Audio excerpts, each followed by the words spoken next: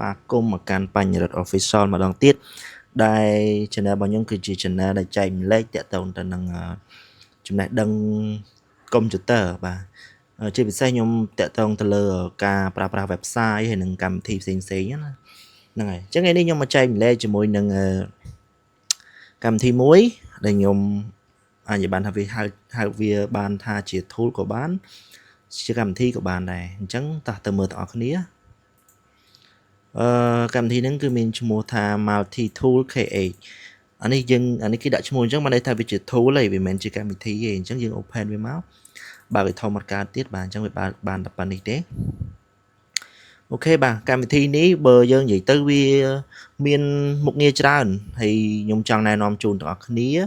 hay nhung đừng free chạy chun tỏ cái đây phụ sa cầm thi ní mình bỏ nhung tế cứ bỏ nè bỏ bong telegram cho một free tool create nè chẳng á này có đã free software lifetime chẳng á bà chẳng tầng o nó cứ vi chia ở tool là o maintain សម្រាប់អ្នកដែលចាប់ផ្ដើមធ្វើ MMO ដៃថ្មីគាត់អាចយកទៅធ្វើបានច្រើនមុខងារមែនតើតោះឥឡូវយើងមកស្វែងយល់ទាំងអស់គ្នាតើ tool multi tool create នេះយើងអាចធ្វើឲ្យបានខ្លះអញ្ចឹងណាចូលមកដល់ page ដំបូងគឺ home បាទឈ្មោះខ្ញុំគឺបញ្ញរិទ្ធបាទបញ្ញរិទ្ធ official ហ្នឹងអញ្ចឹងមកដល់ដំបូងនេះគឺយើងឃើញមានកន្លែងវីដេអូណែនាំមុននឹងប្រើអញ្ចឹងណាអញ្ចឹងបើសិនជាបងប្អូនចង់មើលវីដេអូរបស់គាត់ក៏បានដែរអាចចូលកន្លែងនេះទៅគឺគាត់នឹងបង្ហាញពីរបៀបប្រើប្រាស់ tool ហ្នឹងហើយនេះគឺជា channel Telegram របៀបប្រើប្រាស់ tool របស់គាត់អញ្ចឹងណាបាទសេចក្តីជូនដំណឹងអីផ្សេងទៅហើយ tool ហ្នឹងរបស់គាត់គឺឈ្មោះ Vantan នេះខ្ញុំច្រឡំឈ្មោះ Free 2KH បាទគឺគាត់ឈ្មោះ Vantan អញ្ចឹងនេះគឺជា QR service ផ្សេងអាចអ្នកទាំងនេះអាចចុចមើលបានគ្រូ AI Telegram បង្កើតវីដេអូ AI ផ្សេងអាចចូលមើលបន្តពីនេះបានបង្រៀន YouTube ឥតគិតថ្លៃបាទនេះគឺគាត់បង្រៀនតកតងនឹងការរកលុយ YouTube ដែរបាទអញ្ចឹងចូលមក page ទី2មកគឺ edit video អញ្ចឹង function edit video នេះគឺល្អមែនតើបាទទី1នេះគឺកន្លែងedit video ហើយខាងក្រោមនេះគឺ video editor គឺសម្រាប់កន្លែងយើងកាយវីដេអូណាយើង add វីដេអូចូលមួយទៅណាចូលមកវីដេអូខ្ញុំនៅណាវាសាកមួយសិនណាចំអត់ឃើញវីដេអូអញ្ចឹង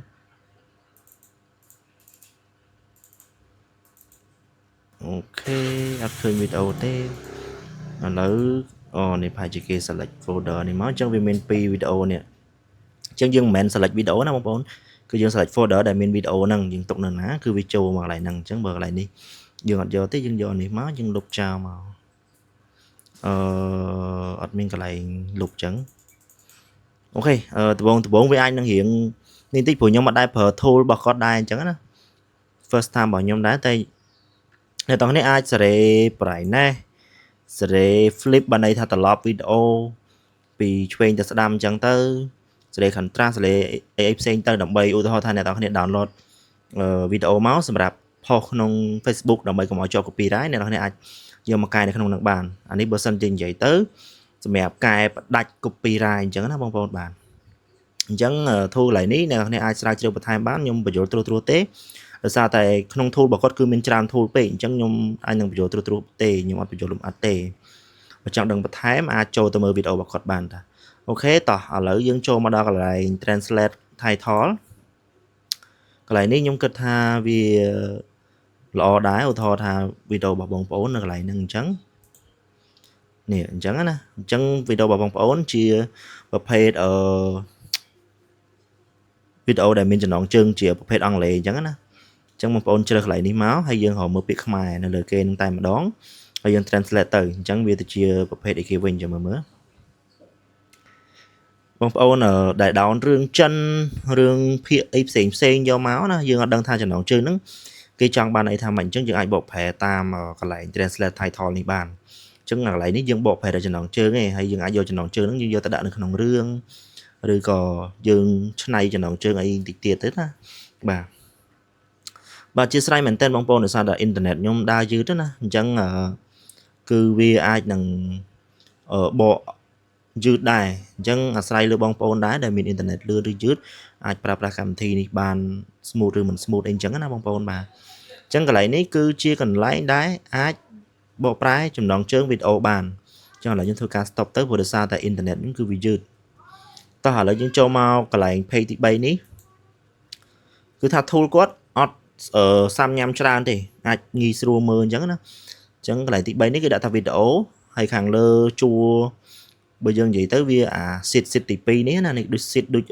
sheet របស់ Excel អញ្ចឹងណាបាទទី1គឺគាត់ដាក់ YouTube មាន TikTok Instagram Facebook Pinterest ស្រាវហុងស៊ូបាទសុទ្ធតែអាច download វីដេអូចេញពីក្នុង website នៅខាងលើនេះបានទាំងអស់ YouTube ក៏យើងអាច download បានគ្រាន់តែផាស URL មក TikTok ក៏យើងអាច download បានគ្រាន់តែផាស URL មក download ទៅគឺវាចូលទៅហើយ Instagram ក៏យើងអាច download បានដែរម្ដងមក profile ក៏បានមួយក៏បានដែរហ្នឹងហើយ Facebook ដូចគ្នានេះគាត់មាន example ផាសមកនេះផាស video real link អីចឹងទៅណាហើយនេះគឺជា example របស់គាត់នៅលើនឹងតែម្ដងចង់ download មួយ profile តែម្ដងក៏បានចង់ download មួយក៏បានដែរនេះគឺជា website Pinterest ដែលវីដេអូក្នុង Pinterest ក៏ល្អដែរសម្រាប់បងប្អូនយកទៅ build Facebook ឬក៏ build TikTok អីផ្សេងដើម្បីធ្វើជា account សុកក្រៅអីចឹងណាបាទអញ្ចឹងបងប្អូន MMO ដៃថ្មីអាចរៀនយល់ខ្លះទៅគាត់មានមេរៀនបន្ថែមអីទៅអាហ្នឹងយល់ហើយហ្នឹងហើយមកដល់កន្លែងនេះគឺយើងអាច download ចេញពី app របស់ចិនស្រាវហុងស៊ូវាស្តៀងទៅនឹង TikTok ដែរបាទតែគាត់ថានេះស្រាវហុងស៊ូនេះគេប្រើនៅចិនច្រើនជាង TikTok បាទអញ្ចឹងយើងអាច download វីដេអូមួយក៏បានវីដេអូមួយ profile ក៏បានដែរនៅពេលដែលយើងចុចហើយយើងចុចកន្លែង save file folder នេះមកគឺយើងចង់ឲ្យវា save នៅកន្លែងណាយើងទុកនៅកន្លែងហ្នឹងទៅបាទ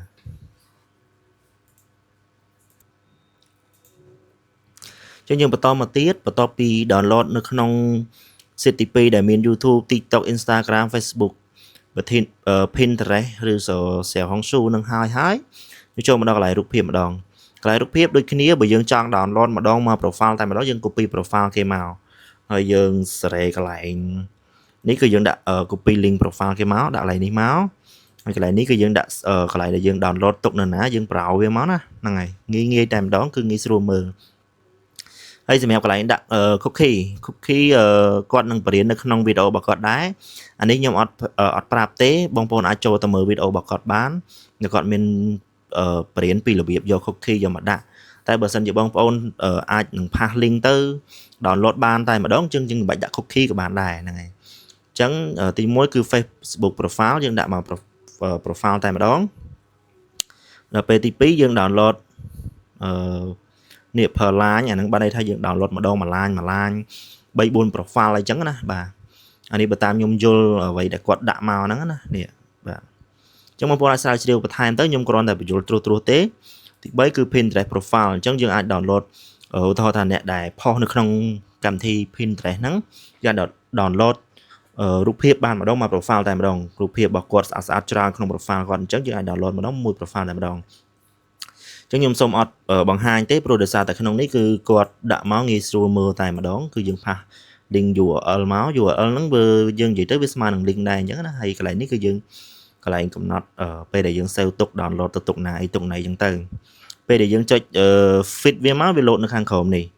load ហើយយើងចុចមកយើងឆ្លាញ់រូបមួយណាយើង select រូបមួយហ្នឹងអញ្ចឹងទៅកន្លែងនេះ Instagram ដូចគ្នា link profile គឺ download បានមួយ profile តែម្ដងតែយើងត្រូវប្រើ cookie បាទ cookie របស់ Instagram ហើយ cookie របស់ Facebook cookie របស់អីផ្សេងហ្នឹងគឺគាត់មានប្រាប់នៅក្នុងវីដេអូរបស់គាត់ហើយនេះនៅក្នុងនេះវីដេអូណែនាំត្រូវមើលមុនប្រើនេះបាទអញ្ចឹងចូលមើលវីដេអូរបស់គាត់ហ្នឹងទៅគឺអាចប្រើប្រាស់បានហើយតោះឥឡូវចប់ហើយនៅក្នុងការ download រូបភាពម្ដងមួយ profile បាទហ្នឹងហើយអញ្ចឹងបន្ទាប់ពី download រូបភាពម្ដងមួយ profile ហើយបាទមានច្រើនមុខនឹងហើយយើងចូលមកដល់កន្លែង Facebook ម្ដងកន្លែងនេះសម្រាប់បងប្អូនជើងចាស់ដៃចាស់ណាគាត់បង្កើត Facebook តាមជ្រោមតាមអីចឹងទៅអានេះខ្ញុំសូមបញ្យល់មិនលម្អិតទេពីព្រោះដោយសារតែខ្ញុំអត់ដែរធ្វើខាង MMO ទៅលើ Facebook ហ្នឹងទេអញ្ចឹងសម្រាប់អ្នកដែលគាត់ចង់បង្កើត Facebook ប្រទេសស្រុកក្រៅអីចឹងណាគាត់ប្រើ serial number អីផ្សេងគឺមកបង្កើតក្នុងនេះបានអញ្ចឹងខ្ញុំសូម skip កន្លែងនេះមួយព្រោះសារខ្ញុំមិនសូវយល់ច្បាស់ពីវាដូចគ្នាអញ្ចឹងយើងបន្តទៅទៀតមកដល់កន្លែង tool នេះម្ដងកន្លែងនេះជាកន្លែងដែលយើងត្រូវកែរូបភាពបាទកែរូបភាពត្រឡប់រូបភាពចុះឡើងអីចឹងទៅបាទយើងដាក់ watermark បានន័យថ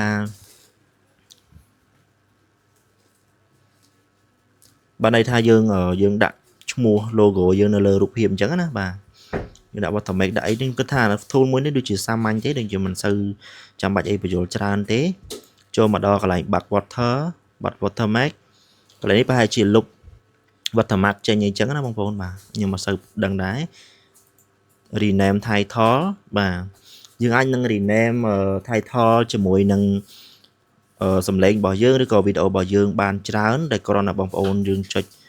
folder patch មកយើងដាក់ម្ដងមក folder តែម្ដងយើង rename អញ្ចឹងណាបាទនេះមានកន្លែងនៅក្នុងនឹងច្រើនបន្ទាប់មកយើងចូលកន្លែង image collect កន្លែងនេះយើងអាចដាក់រូបភាពយើងជាលក្ខណៈ 2x2 3x3 បានន័យថាយើងយកមកបញ្ចូលគ្នា 2x2 នេះវាស្មើក្នុងមួយរូបភាពហ្នឹងមាន4រូបនៅក្នុងហ្នឹងបានន័យថាលើ2ក្រោម2 3x3 លើ3ក្រោម3ជួរលើ3ក្រោមជួរខាងក្រោម3បាទអញ្ចឹងកន្លែងនេះគឺជាកន្លែង collect រូបភាពដែលស្រួលមែនតើបាទគឺមានច្រើនជម្រើសសម្រាប់បងប្អូនធ្វើដែរនិយាយរួម tool នេះ tool សេរីចាស់ឯនេះសម្រាប់អ្នកដែលគាត់លេងរូបភាពសេរីចាស់ណាបាទដល់កន្លែងនេះ extract frame video បានន័យថាយើងយករូបភាពចេញពីវីដេអូឧទាហរណ៍ថាវីដេអូហ្នឹងមានស៊ីនកន្លែងមួយដែលយើងស្រឡាញ់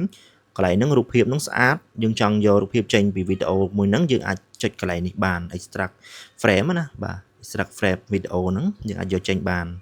ហើយយើងយក quality normal low high អីចឹងទៅតាមហ្នឹងទៅគឺមានច្រើន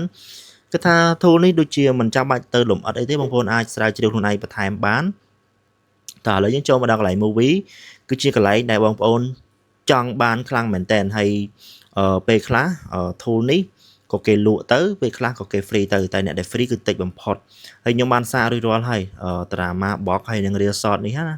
អ្នកទាំងនេះអាច copy link យកមកដាក់នៅក្នុងនេះដើម្បី download រឿងយកទៅកែប្រែបកសម្លេង AI ផ្សេងបានហើយកម្មវិធី tool 2នេះណា download បានទាំងវីដេអូដែលជាប់សោរដូចគ្នាអញ្ចឹងវីដេអូដែលជាប់សោរក៏អាច download បានដែរបងប្អូនបាច់ព្រួយបារម្ភថាតិច download អត់បានទៅ download បានតែវាpart ដែលអត់ជាប់សោរទៅបាទនេះកំភៃខ្ញុំតេស្តរួចរាល់ហើយគឺ download បានទាំងអស់ជាប់សោរក៏ download បានដូចគ្នាអញ្ចឹងគឺចំណេញមែនតើបាទអ្នកទាំងគ្នាយក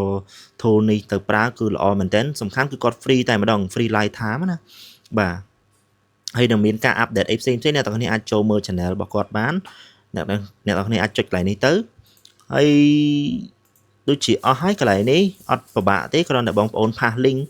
រឿងណាដែលបងប្អូនចង់មើល copy link មកពីក្នុង drama box ឬក៏ reel short យកមក pass ក្នុងនេះហើយចុច fix មកគឺវាចេញភាគទាំងអស់អញ្ចឹងបងប្អូនចង់ download គ្រប់ភាគទាំងអស់ក៏បានចង់ download ភាគដែលបងប្អូនចង់មើលក៏បានដែរហ្នឹងហើយយើងចុចកន្លែង folder នេះមកដើម្បីយើងយកកន្លែងផ្ទុករបស់វាណាបាទអញ្ចឹងដូចជាអស់ហើយនៅក្នុងនេះដូចជាអត់មានអីត្រូវប្រាប់ទៀតទេបើសិនជាមានចម្ងល់អីបន្ថែមអាចចូល comment ខាងក្រោមបានឬក៏ចូលនៅក្នុងវីដេអូណែនាំរបស់បងវ៉ាន់ថានហ្នឹងក៏បានដែរបាទអញ្ចឹងបើសិនជាបងប្អូនចង់បាន tool មួយនេះខ្ញុំនឹងទម្លាក់ជូន free នៅក្នុង comment បើសិនជាបងប្អូនចង់បានអាច comment ខាងក្រោមមកខ្ញុំនឹងទម្លាក់ជូនដោយ link បាទងាយស្រួល download ទេអត់ពិបាកទេហើយការតម្លើងក៏ដូចគ្នាដែរក៏អត់ពិបាកតម្លើងដែរហើយអត់មានមេរោគអត់មានអីទេបាទហ្នឹងហើយអញ្ចឹងការបញ្ចូល tool multi tool KH នេះដែលមាន version 2.9 បាទដូចជា version ចុងក្រោយរបស់គាត់ដែរដូចជាអស់ត្រឹមហ្នឹងហើយបងប្អូនហើយសម្រាប់អ្នកដែលប្រើប្រាស់ឥឡូវហ្នឹងគឺកំពុងតែប្រើហ្នឹងគឺមានចំនួន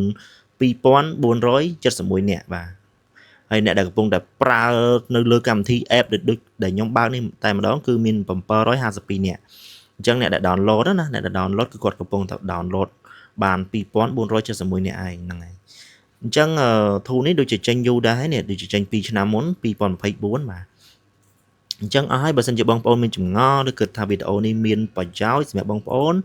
កុំភ្លេចចុច like ហើយ subscribe ដាក់សញ្ញាកណ្ដឹងផងដើម្បីទទួលបានវីដេអូថ្មីៗខ្ញុំនឹងចែករំលែក tool